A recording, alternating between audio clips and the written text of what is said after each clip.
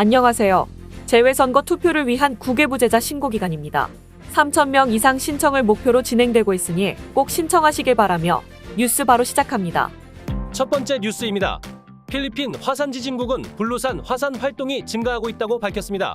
91회의 화산 지진이 발생했습니다. 이 화산 지진은 깊이 2에서 4km에서 발생하고 있습니다. 화산의 남동부 쪽에서 융기가 관측됩니다.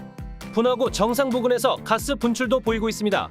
그러나 아주 약한 가스 분출로 보입니다. 내부에서 마그마 활동과 화산 압력이 높아지고 있다는 증거라고 해석했습니다. 현재 화산은 경고 레벨 1을 유지하고 있습니다. 다음 뉴스입니다. LTO는 이바이크 등록제 시행을 고려하고 있습니다. 이와 관련된 사고가 증가하고 있기 때문입니다. 작년 11월까지 메트로 마닐라에서 이바이크 관련 사고는 556건이라고 MMDA가 밝혔습니다. 현재 이바이크 운전을 위한 면허증은 필수가 아닙니다. 25km 이하의 속도는 등록에서 제외되는 규정이 있는데 이를 수정할 필요가 있다는 것입니다. 다음 뉴스입니다.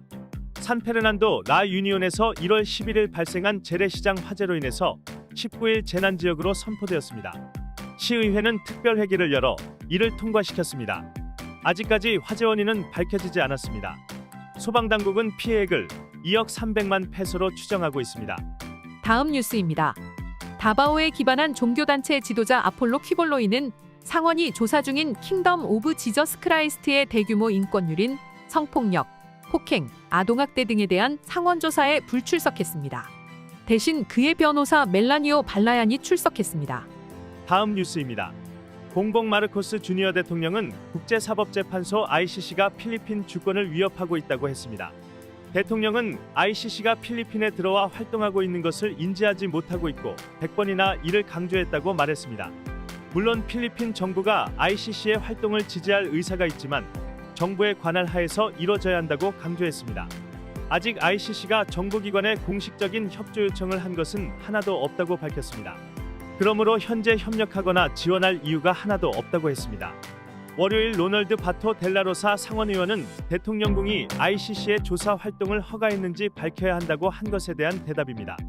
그는 ICC 조사관들이 이미 지난 12월에 입국하여 활동하고 있다고 밝혔습니다. 다음 뉴스입니다.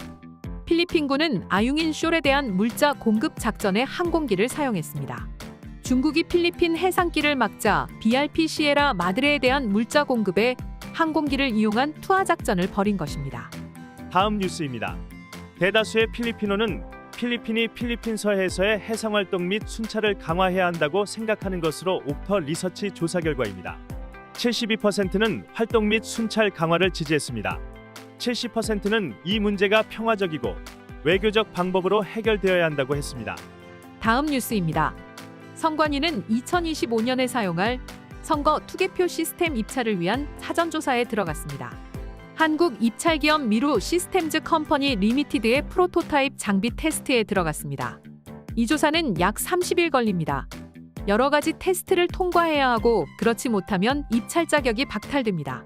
2차례 기회를 주고 테스트를 통과하지 못하면 다른 입찰자를 찾게 되는데 이는 시간 부족으로 가능성이 적습니다. 다음 뉴스입니다. 오만의 걸프만에 잡혀있는 오일 탱크의 필리핀 선원 18명이 다른 사람으로 대체되면 풀려날 수 있을 것이라고 필리핀 외교부가 밝혔습니다.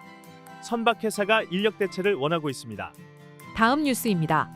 대법원은 2016년 마약 단속 작전에서 아들과 남편을 잃은 미망인이 경찰 21명을 상대로 살인죄로 기소한 것이 대법원에서 기각되었습니다. 4명의 경찰이 2건의 살해 사건 관련이 있는 것으로 판결했습니다. 또 다른 4명은 심각한 남용이 유죄가 되어 1년간 봉급 없는 정직이 내려졌습니다. 그러나 5명의 경찰은 단순한 의무 불이행으로 1개월 정직, 11명은 업무 배제가 되었습니다. 살인죄에는 해당하지 않는다는 판결입니다. 미망인은 경찰이 무저항인 남편과 아들을 총격 살해했다고 주장하고 있고 경찰은 부자가 먼저 총격을 가했다고 상반된 주장을 하고 있습니다. 대법원은 체포작전 중에 일어난 총격 사건으로 일반 살인은 아니란 판결을 내렸습니다. 미망인도 총격 자체를 목격하지는 않았다고 했습니다. 다음 뉴스입니다.